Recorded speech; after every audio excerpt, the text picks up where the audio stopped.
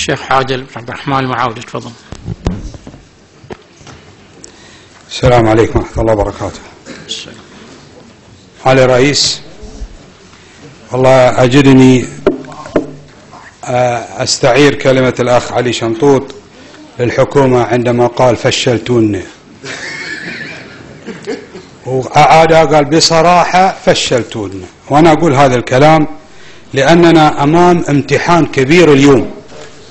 حقيقة المجلس والحكومة to be or not to be، يعني هذا اليوم عملية أنا حقيقة أعتقد أن ما لها حل إلا هذا معالي الرئيس.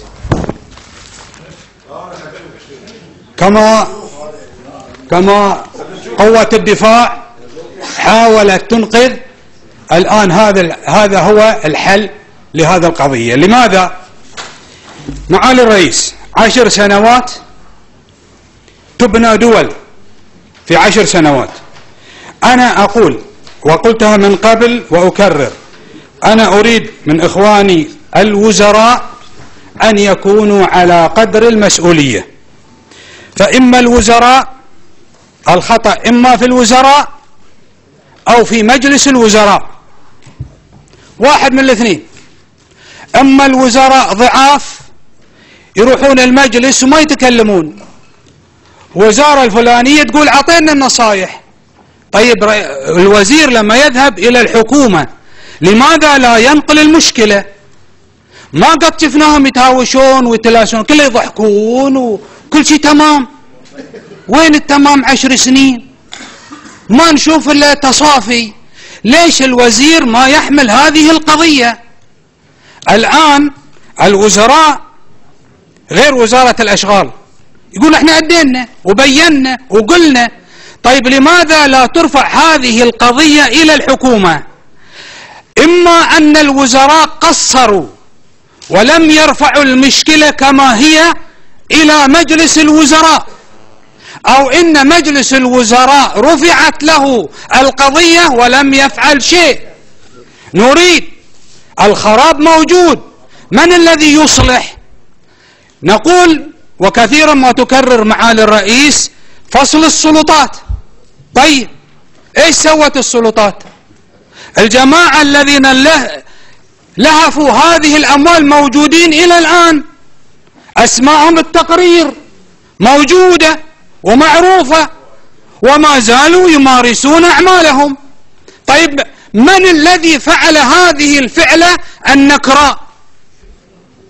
السرقة في وضح في رابعة النهار، الأسماء معروفة ولا نريد أن نذكرها في الملأ، معروفة تعرفها الحكومة. يا حكومة البوايقة ايش سويتوا فيهم؟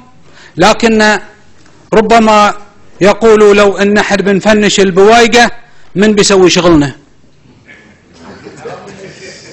من بيبقى؟ نعم. ايش سويتوا في ألبا؟ وين الملايين مالت ألبا؟ مع انكم الاسماء. وين طيران الخليج؟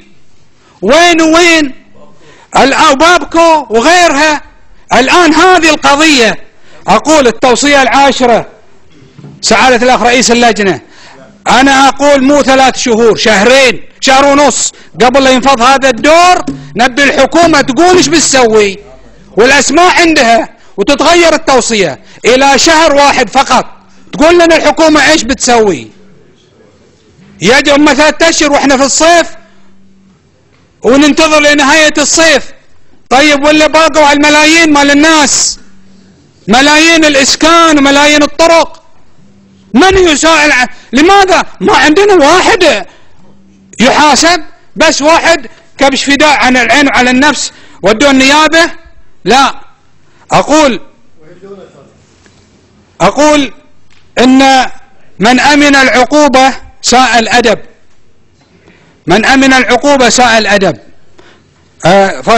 حتى لا يفوتني الوقت أقول هذا هو الحل، هذا هو الحل. إذا ما في محاكم تحاكم ونيابة تحقق يحطونهم هاي كلهم وبازوكا واحدة تخلصنا من هالمشاكل دي كلها.